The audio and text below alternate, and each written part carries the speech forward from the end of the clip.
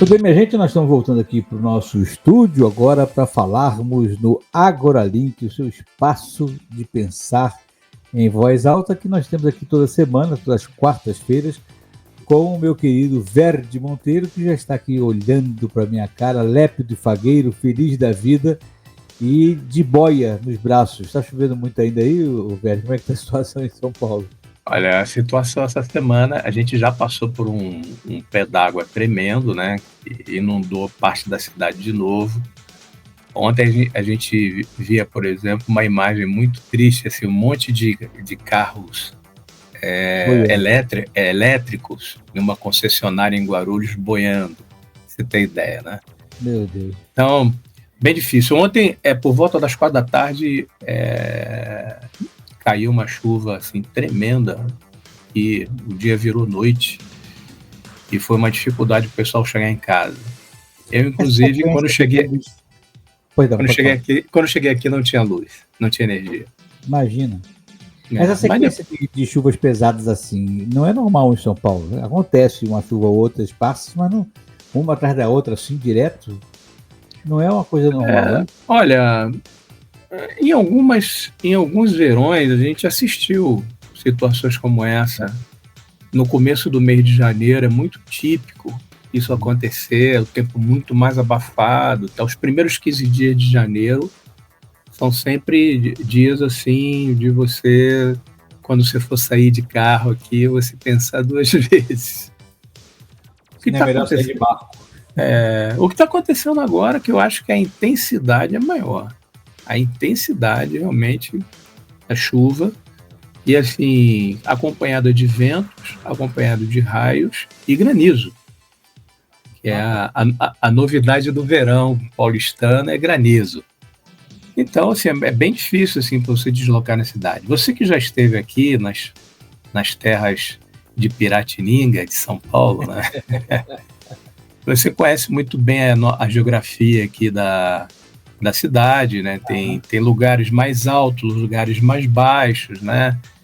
Então, assim, é bem complicado para quem mora nessas baixadas. A maioria dos rios aqui foram canalizados, o que, na verdade, quando chove, a água vai procurar o seu caminho original. E é aí que reside o perigo, né? Porque as galerias podem não estar assim tão livres como deveriam estar, e os piscinões, que uma grande ideia que fizeram aqui em São Paulo exatamente para abrigar todo esse volume de água num determinado lugar, né, impedir que houvesse uma enchente, né, uma inundação, também acaba sofrendo por conta disso. Muito menos no Rio, né, porque no Rio você tem o problema não vou chamar das favelas, mas das elevações, né? Então traz muita terra, também traz muito lixo, essa é uma grande verdade, a gente não pode negar, e aí entope toda aquela nossa querida Praça da Bandeira. Muitas vezes, quando estava aí... Mas continua enchendo, por incrível que pareça, o piscinão não é imenso, mas ele ainda enche um pouquinho, muito menos que era antes, claro. Tudo depende da quantidade de água, acontece, né? O volume de água mas eu acho que, assim, existem bolsões muito quentes aqui na cidade, aquela região ali do Itaim, onde a gente se encontrava para almoçar, nós nos encontrávamos ali, muito quente, tem estado muito mais quente que o normal, e isso encontrando com, o pessoal chama de estabilidades, né? Nessa época do ano, ou até uma frente fria, isso aí é a receita fácil para você ter uma tempestade de verão com grande volume de água. Agora eu percebi, a gente ainda vai falar de liberdade, tá, gente? Mas falando ainda sobre chuva, eu percebi semana passada numa matéria que não sei se foi na Jornal Nacional, não sei, foi um telejornais aí, não lembro de qual canal que estava vendo, mas que algumas regiões, acho que é Jardim Pantanal, isso, totalmente ocupado exatamente nas áreas ciliares do Tietê. Pô, mas isso é óbvio que vai dar problema. Agora, como é que o poder público permite a ocupação de uma área em que é exatamente a área de transbordo do rio que precisa transbordar exatamente quando as chuvas crescem, né? Claro que vai causar um problema grave, eles deveriam não ter permitido, deveriam atrapalhar isso para que as pessoas pudessem ser assentadas em lugares onde isso não acontecesse, né? Parece que, de certa forma, as tragédias que a gente sofre como população sempre são a reboque de uma incompetência histórica de um ou de outro governo que não prestou atenção no que estava acontecendo, né? Você não tem a dúvida, né, Jansen? Você é engraçado, né? Porque o nome é sintomático, né? Jardim Pantanal. Já está dizendo, né? Esse negócio aqui, água aqui não sai, né? A água não sai, né? Assim, é tristeza, uma tristeza tremenda que a gente vê aqui. E às vezes você vê a autoridade, né, o poder público, dando ideias maravilhosas, tipo remover o pessoal de lá, dar prêmio para quem sair, algumas ideias assim, ideias heterodoxas, vamos dizer assim, criativas, que não tem nada a ver com a solução. Dá um cupom de um barco. Olha, eu vou te contar um negócio. Assim, parece que vou fazer o seguinte, vamos criar casas infláveis, vamos fazer o seguinte, vamos botar as palafitas antigas, aí você levanta a casa a 5 metros do chão. Essas ideias que... Tipo, não, se tá caro, não compra, né? Mas nessa linha aí, ó, é o seguinte, se a água subir, você pega os móveis e suspende eles também. E, olha, constrói o segundo andar, porque se a água subir, você está lá em cima. É mais ou menos nessa linha. Aí a gente vive um pouco esse descaso, né? Sobretudo, como você falou, nessa questão do planejamento urbano. Né? E a gente está cansado de ver tragédias nesse sentido, né?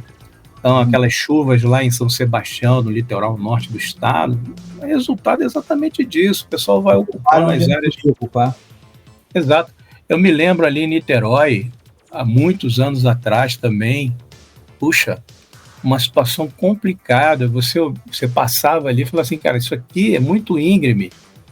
Uma chuva constante aqui provavelmente vai dar problema. Eu frequentei o Morro do Bumba, por exemplo, lá em Niterói. Exato, é desse aí mesmo que eu estou falando. Agora, você vai, por exemplo, para a região serrana, quem frequentou Teresópolis, Petrópolis, Cordeiro como eu, atrás de festival de música, né, na adolescência, e aí a gente hoje chega lá, é um negócio impressionante, o nível das construções cada vez maiores e cada vez mais nas encostas. Então, assim, é impossível você trabalhar a segurança da população sem pensar em como é que você vai garantir a vida das pessoas, né, nessa questão do espaço urbano, da ocupação urbana. Áreas de tão risco, né, de tão grande risco. Exatamente. É muito complicado, muito complicado. O que não foge muito do nosso tema, né? Porque quando a gente fala do paradoxo da liberdade, por exemplo, em que liberdade a gente entendeu que é exatamente o poder, né, a capacidade de agir, não obstante estar dentro de regramentos mínimos para que a minha liberdade não estrague a liberdade do outro. Esse foi o entendimento que a gente teve na semana passada, né? Um entendimento mais ou menos que sintético. No quesito poder público, a liberdade está em tomar a decisão que quiser, desde que não feche os olhos para a necessidade da população e a sua segurança, né? Exatamente. Você está exacerbando a sua segurança como gestor e está entrando no esquema da incompetência libertina, para manter o termo dentro do tema. Agora, você recebeu aqui, viu, Verdi, perguntas que os nossos ouvintes encaminharam na semana passada, e um já partiu assim de cara quando eu falei que você trabalhava com compliance. O camarada botou aqui, ó, o que significa liberdade dentro de um ambiente corporativo estruturado sob a ótica do compliance? Pergunta de milhão, toda sua, não quero nem saber. Bem, vamos pensar um pouco aqui. Essa palavra compliance, ela tem a ver com conformidade, né? Tem a ver com estar adequado a regras específicas. Então, assim, parece que há aqui uma certa tensão entre liberdade, né, e o compliance. Eu vou fazer aqui a defesa que é o contrário. Quando você pensa em compliance, você não pode pensar apenas em conformidade. Porque se você pensar apenas em conformidade, você vai ser o sujeito chato, o sujeito das regras, o sujeito que, na verdade, colocou determinadas coisas no papel e vai, na verdade, fazer com que elas sejam cumpridas. Mas o compliance também, e isso deve ser uma coisa que as pessoas devem colocar na cabeça, ele também é desempenho. Então, existe um conceito que nós usamos, que eu acho que é importante pra caramba, chama-se interdependência das áreas de uma corporação. Eu, por exemplo, numa área de gestão, e a gente está falando aqui de geração de energia, por exemplo, né? Para você que tem uma termoelétrica, fazer com que, o vapor produzido nela se torne energia, você recebe uma série de insumos para que isso aconteça. Você vai receber combustível, que pode ser gás, pode ser um combustível limpo, pode ser óleo diesel, por exemplo, pode ser óleo de mamona, um pouco menos poluente, e assim por diante. Você pode fazer isso por energia limpa, ou você pode fazer isso por energia a carvão, energia de petróleo, né? Tão acusada nos dias de hoje, né? Mas, ao fazer isso, você, na verdade, está recebendo inputs para poder executar o seu processo, né, de geração de energia e entregar isso para alguém, para o distribuidor, que vai fazer com que isso chegue na casa das pessoas. Bem, já dá para perceber que uma coisa depende da outra. Então, para você ter uma termoelétrica gerando dentro da segurança que uma termoelétrica demanda, você precisa fazer o quê? Ter todos os aspectos de segurança dela do ponto de vista interno, receber combustível de forma adequada, as tuas máquinas têm que funcionar dentro de um padrão específico para poder fazer esse tipo de geração, né? E você entregar isso lá na distribuição, tá? Da forma que precisa. Bom, aqui já dá para perceber que existe uma interdependência da área. Se eu não cumpro o meu papel de forma correta, e aqui não estou falando só de produção, eu estou falando das outras áreas, porque quando você gera energia, você tem a pessoa que está faturando a energia, que está trabalhando lá com nota fiscal, né?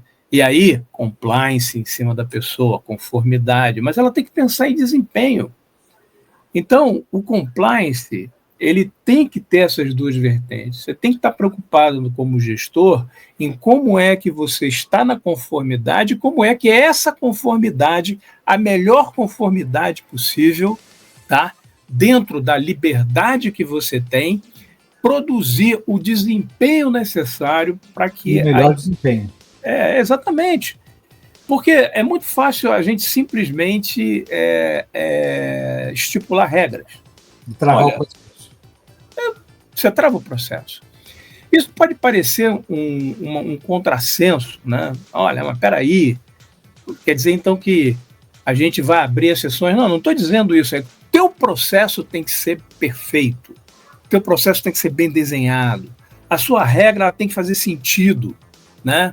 E ela tem que ser feita de tal forma que as pessoas compreendam essa regra, vivam e consigam estabelecer, aí sim, produtividade dentro dessa regra para gerar aquilo que a gente chama de desempenho ou o melhor desempenho possível. Então, não é um contrassenso pensar em liberdade e compliance nesse sentido, tá? Eu tenho liberdade de fazer melhor. Vou dar um exemplo aqui muito interessante. há muitos anos atrás, eu ainda trabalhava na Bolsa, havia uma dificuldade muito grande das corretoras em cadastrar clientes. A maior dificuldade que existia na época para você vender ações para uma pessoa física, né? E a Bolsa tinha até uma campanha que era 5 milhões de contas em 5 anos. Essa que era a ideia da Bolsa. Bem, mas aí você começou a levantar os problemas que existiam para você ter 5 milhões de contas. Você tinha que trazer pessoas físicas para operar na Bolsa, isso era difícil. E o primeiro ponto que era difícil era o seguinte: para você cadastrar uma pessoa como um cliente numa corretora de valores, o cara tinha que preencher 9 páginas. Então conheça o seu cliente, você tinha que fazer uma entrevista para conhecê-lo, declaração de rendimentos, prova que você mora em tal lugar, então você tinha que mandar o comprovante de residência. Então, assim, você não abria uma conta numa corretora em menos de 5 dias. Estou sendo bem assim, otimista. Você não abria, tá? Bem, porque também o cara tinha que ler aquilo tudo, né? Ele está assinando um cadastro e assumindo algumas responsabilidades. Bem, essa era uma regulação imposta pela Comissão de Valores Imobiliários junto com a Bolsa, né? E tinha essa dificuldade. Bem, alguém pensou diferente disso. Alguém pensou, peraí, será que não tem um jeito diferente de fazer isso? E esse jeito diferente de fazer foi, vem cá, vou minerar dados na internet, vou pegar o CPF do sujeito, vou criar aqui um robô que consegue fazer uma mineração de dados na internet, eu vou saber onde ele mora, eu vou saber onde ele trabalha, eu vou confirmar, por exemplo, se ele existe, que era um grande problema, né? Você podia ter um cliente fantasma, então, por isso tinha aquela regulação, conheça o seu cliente. Bem, essa determinada corretora reduziu para 24 horas o tempo de cadastrar um cliente. Bem, aquilo foi um escândalo. Então as outras falaram, não, isso não pode. Então começaram a ir para a CVM, né, para discutir, mas não pode. E essa corretora que conseguiu esse feito já tinha ido na CVM e falou, olha, é para cumprir o quê? Eu tenho que fazer isso. Tá, eu vou fazer desse jeito. Pode ser? Pode, você está cumprindo. Foi lá, fez. Hoje é uma das maiores corretoras do Brasil. Quem conhece bem o mercado de valores imobiliários deve saber de que eu estou falando. Então, assim, tudo é uma questão, Jansen, de como você faz e não da regra que você cria. Hoje nós estamos exatamente vivendo uma situação como essa. A gente está vivendo uma inovação em mercados financeiros muito grande. Então, a moeda, eu não sei se você tem algum dinheiro no bolso aí. Eu não tenho. O meu dinheiro está todo eletrônico, né? Eu não tenho. A gente não carrega dinheiro. As pessoas pedem, não carrega dinheiro. As pessoas pedem uma ajuda na rua, você não tem nem como ajudar, porque você não carrega mais numerário. Nem moedinha sobra no nosso bolso, né? Então, está havendo uma transformação gigantesca nessas coisas. Então, vai mudar câmbio, vai mudar uma série de outras coisas, né? Nossa relação com a moeda e tal. Agora, a regulação ela vai ter que acompanhar esse tipo de coisa. E aí entra o compliance, porque eu tenho que enxergar as oportunidades, né, do ponto de vista do mercado, e é isso que no meu trabalho eu sou cobrado, olha, enxergue as oportunidades que a gente precisa de desempenho. Então, melhoria contínua, que é um termo que todo mundo gosta de usar, mas poucos sabem como fazer, está relacionado exatamente a isso. Como é que eu faço melhor, mais rápido, dentro do compliance? E aí sim, com todas as liberdades, e aí eu vou para o outro lado, ou limitações que eu tenho, de forma a produzir o efeito de estar exatamente em conformidade, porém o meu desempenho cada vez pode ser melhor. Ou seja, conseguir o melhor resultado da forma mais transparente e precisa dentro daquilo que a regra estabelece. Exatamente. Então, eu não posso, por exemplo, quando um funcionário vem conversar, poxa, olha, a gente está fazendo uma coisa desse jeito, por que a gente não faz de outro? Estaríamos burlando alguma regra específica? Tem alguma coisa que a gente vai fazer aqui, por exemplo, que é uma expressão que o pessoal usa, né? Que vai dobrar o joelho da companhia? Não, pô, você tem razão, a gente consegue fazer isso. Então, melhoria contínua está dentro desse parâmetro de liberdade, porque você tem que começar a pensar nisso. E as coisas vão se transformando. Então, assim, eu continuo achando que esse conceito de interdependência é importante, uma área depende da outra. O que eu faço e entrego para você, por exemplo, que está logo depois de mim num processo produtivo, tá? Se eu consigo entregar isso dentro das regras e consigo entregar isso mais rápido, de forma confiável, melhor ainda. E você vai entregar mais à frente fazendo todas essas coisas. O profissional de compliance hoje tem que ter essa visão. E essa visão tem a ver com liberdade. Pensar fora da caixa. Pensar fora da caixa, exatamente. E olha que coisa interessante. Pode ser que o regramento seja desculpa para que o medíocre fique parado, não queira melhorar, não melhore o desempenho, não se aprofunde nas oportunidades, não busque os melhores resultados, simplesmente porque ele utiliza a regra como a sua limitação. Eu não posso, eu não fiz, eu não fui porque não pode isso, não pode aquilo, você não deixa, então não vou. Exatamente. Não, olha, o regulador não deixa. O regulador, ele tem um papel específico, né? Se você não está burlando a regra, mas consegue exatamente produzir o resultado, pense bem em falar com o regulador, olha, eu tenho um jeito novo de fazer. É o exemplo que eu coloquei para você. Alguém pensou fora da caixa. Alguém pensou em fazer algo diferente e inovador. Então, existe inovação, e aí que está a liberdade na questão do compliance, né? Existe muita inovação. Os processos vão melhorando.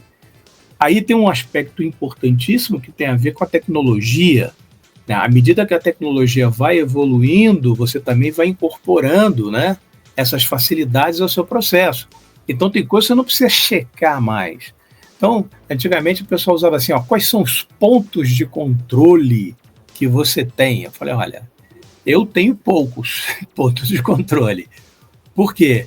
Aonde eu tinha, eu estou usando tecnologia para ultrapassar esse limite, essa dificuldade. Então, eu tenho uma visão bem ampla daquilo que as pessoas estão fazendo e o como, estou entendendo o resultado deles, estou lendo esse resultado, interpretando ele como uma forma correta de se fazer, mas também estou sempre questionando se não dá para melhorar. Então, essa é a liberdade que nós temos. Compliance é muito interessante por causa disso. Agora, poucas empresas têm esse tipo de visão, tá? Então, isso depende muito da gestão. Então, nosso amigo que nos perguntou aqui, isso depende muito da gestão. Quem é que está tocando o barco na prateleira de cima? Se o compliance para ele é apenas, olha, eu tenho que ter isso daqui porque, sei lá, tem uma lei que o Temer assinou e eu preciso apenas ter uma área de compliance aqui. Bem, certamente não vai caminhar dentro dessa. Agora, se você quer usar todo esse aparato que eu estou falando, né, para criar desempenho, estudar desempenho e melhorar, cara, é uma das coisas muito bacanas que dá para fazer nisso, e é nisso que eu me animo, na verdade. E se a gente quiser comparar, assim, para usar um exemplo concreto, né, do que seria a regra se sobrepor ao necessário desempenho, né? E, nesse caso, coibir a liberdade apenas pela regra e não pelo resultado final, como sendo o objetivo prioritário de uma organização, a gente pode comparar o seguinte: quando da Copa de 58, por exemplo, a primeira Copa que o Brasil ganhou, a Copa do Mundo, o Pelé estava na idade de servir o exército. Se o regulamento fosse criterioso, rigoroso, ele não teria saído do país para ir jogar nada, porque ele deveria estar aqui prestando serviço militar. Sim. Alguém, inteligentemente, abriu mão da regra, ou flexibilizou a regra, mantidas o cuidado dele estar lá fora, né, como ainda um jovem menor de idade. Alguém assinou para se responsabilizando por ele, ele foi, ganhou a Copa e voltou, e terminou o serviço militar. Então foi assim que a coisa funcionou, exatamente isso. O desempenho precisava ser atendido, ele foi, a regra flexibilizou para que ele fosse, tudo funcionou. Há pouco tempo aconteceu uma coisa parecida dessa na Coreia do Sul, que aquele jogador, o Son, que é um coreano, um sul-coreano, que joga na Inglaterra, um excelente jogador, teria que voltar, largar. Eu não lembro nem que time ele estava jogando, não sei se era no Arsenal ou no Manchester United. Ele joga no Tottenham. Hoje ele está no Tottenham, mas na época eu não sei onde ele jogava. Então é bem antes, né? Porque ele foi bem antes, tem uns 4 anos atrás, isso mais ou menos. Aí ele teria que voltar e perder um ano da vida dele precisando de serviço militar, porque ele foi antes da hora, porque lá tem flexibilidade, né? De tantos anos você tem que gastar um ano servindo as Forças Armadas. E aí o ministro lá da Coreia flexibilizou a história e deixou o menino continuar jogando. Então, esse é exatamente o entendimento, né? Ninguém quer que a regra iniba a liberdade da ação com vistas ao desempenho. Claro, sem que gere prejuízo a qualquer outro participante do processo. A ideia é fazer com que todos caminhem com a liberdade que lhes é dada para o desempenho final. Esse é o sentido do compliance dentro de uma empresa. Você vê que hoje está muito em voga a questão da liberdade econômica de novo, por conta dos Estados Unidos, na posição política dele hoje, política do Trump, né? Então, liberdade econômica. Todo mundo lembra aquela crise americana lá em 2008, 2009, a crise do subprime nos Estados Unidos. E vários bancos famosíssimos quebraram, né? Naquela época, a escrituração contábil dos bancos não exigia, como a gente exige aqui, né, que tudo isso seja escriturado, tudo isso esteja no Banco Central. É impressionante como nós aqui no Brasil, até por conta da nossa fragilidade, é um país em desenvolvimento, né, sofremos muito, porque na década de 80 nós deixamos de pagar a dívida. Então, a gente sempre foi tido como mal pagador. Essa é a grande verdade. E quando a gente começou, o Brasil, a virar um expoente no mercado internacional, a gente recebia muitas visitas de oficiais de crédito desses bancos que quebraram nessa época. E o exercício deles era um exercício bem interessante. Eles pegavam um caderninho e iam tentando descobrir até que ponto você tinha o risco Brasil cobrindo as operações. Na prática, eles queriam chegar a um momento que, olha, acabou a economia brasileira. Bem, só que é engraçado, porque eles, na prática, não precisavam escriturar todas as operações. Nós aqui, por conta disso, resolvemos ser transparentes.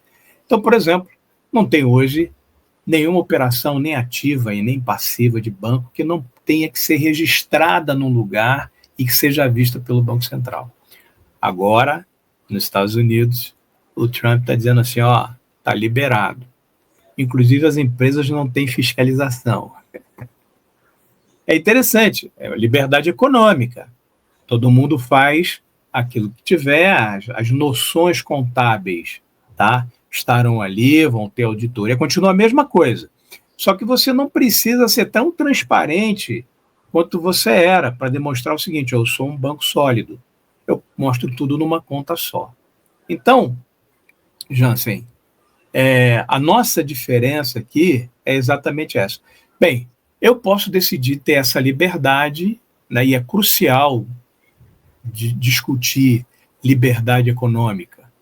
Agora, faz sentido, até pelo histórico que a gente já viu, que pessoas venderam casas mais de uma vez naquela época. Lá, faz sentido não ter uma regulação um pouco mais apertada nisso? Então, a liberdade, ela tem isso. Pode vir até um contrassenso, né? Ela vira um contrassenso dentro, porque aí a gente está falando de liberdade econômica, faço o que eu quiser, né? Então, liberdade econômica, eu vou queimar combustível fóssil, não quero saber demais. É uma liberdade que você tem, mas isso tem consequências, né? Muitas. Tem consequências, muitas consequências. Então, é importante discutir esses limites, esses conflitos de direito, mas nunca perder em vista como é que você pensa no resultado. Porque senão tudo vira resultado, é diferente. Viu que eu falei aqui, compliance é conformidade e desempenho. Tem gente que defende a liberdade econômica só no desempenho. Não precisa de conformidade. Isso aqui a gente resolve depois. A qualquer que seja o custo. Exatamente. Não é assim que pode funcionar, né? Isso já demonstrou que é perigosíssimo. Perigosíssimo. Muitas pessoas perderam suas casas lá, bancos quebraram e uma série de outras coisas. Então, uma boa pergunta que as pessoas podem fazer, não, isso aconteceria no Brasil? Dificilmente aconteceria por conta da supervisão que a gente tem e porque todas as operações sejam passivas como ativas de banco tem que ser registrada em algum lugar. Ou vai ser registrada numa clearing específica, ou então uma coisa que seja transparente para o Banco Central para ele acompanhar a saúde financeira. Isso é falta de liberdade? Não. Eu não acredito que seja isso. Eu acho até que é uma segurança para quem está operando, inclusive. Exato. Mas assim, o contrário disso, cara, é você não fazer nada disso. Me parece um contrassenso. Esse tipo de posição, né?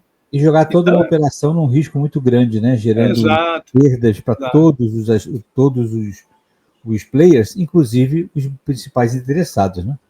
Exatamente. Acho que nós conseguimos explicar o paradoxo da liberdade, de certa forma, de uma maneira bastante didática e aceitável. Mas é claro, você que está nos ouvindo, você pode mandar a pergunta que quiser, semana que vem a gente volta a responder, a gente vai andando nesse processo, tem mais coisa para trazer, a gente ainda vai discutir, que eu nem comecei a discutir contigo, foi o tema dessa semana que eu estou falando sobre a questão da ditadura da mediocridade. Você deve ter visto o texto que eu soltei. Eu até falei que você está muito ácido essa semana. Você tem razão. Estou muito ácido, né? Mas a gente vai trabalhar esses temas também, porque o que eu acho que a gente precisa fazer, Verde, e a gente tem a rádio exatamente para isso, para poder trabalhar essas ideias, resistir à mesmice da normalização daquilo que não nos interessa como nação e propor uma mudança de comportamento, uma mudança de pensamento, uma mudança de atitude, para que no futuro de médio, longo prazo, a gente já consiga vislumbrar melhores possibilidades para o país, porque do jeito que a gente está caminhando, com esse pensamento que tem o brasileiro médio e as circunstâncias que nós estamos vivendo, o nosso futuro não parece em nada promissor. Por isso que a gente precisa começar a agir agora, para sermos melhores amanhã, que é o que eu quero para mim, para os meus netos e para os meus bisnetos. E você também, claro. Tô nesse pensamento seu também. Acho que hoje em dia é muito comum a gente às vezes ouvir o pessoal mais novo falar assim, não, mas olha, isso é muito comum, todo mundo faz. Todo mundo faz, é normal. É normal. São umas palavras estranhas para mim, essas palavras são estranhas, porque é da natureza humana sair na frente e ser competitivo. Isso não tem problema nenhum. Não é ruim você ganhar, vencer, né? Não é feio. É feio você querer dar tombo nas pessoas. Isso Claro, é feio. Isso é lógico. Isso é feio. Ganhar a Mas, qualquer custo. exatamente. Agora, o desenvolvimento da humanidade se deu em função exatamente dessa propensão que o homem tem ao desenvolvimento, a melhorar sempre. E é desafiar-se, né? Desafiar-se. Vai além dos seus limites, vai procurando soluções que não existem, e aí vai encontrando soluções e melhorando cada vez mais. Então, essa ideia de você, olha, a gente tem que criar uma sociedade muito igualitária, ela me soa meio estranho, porque está arriscado a gente viver nessa mediocridade. Ou nivelar por baixo, né? Que é o mais comum. Que é o mais comum. Meu querido Verde Monteiro, brigadíssimo pelo teu carinho, pela tua generosidade de sempre. Te ocupei aí por mais de 40 minutos. Obrigado pela sua disposição, sua disponibilidade. Dá um abraço na Mônica, na família toda. Sua mãe tá bem? Todos bem, graças a Deus. Dá um abraço nela por mim e até a semana que vem, se Deus quiser. Abraço grande, querido. Abraço aos ouvintes também. Tchau, tchau. Tchau. E você que está me ouvindo, não sai daí, a gente volta já, já.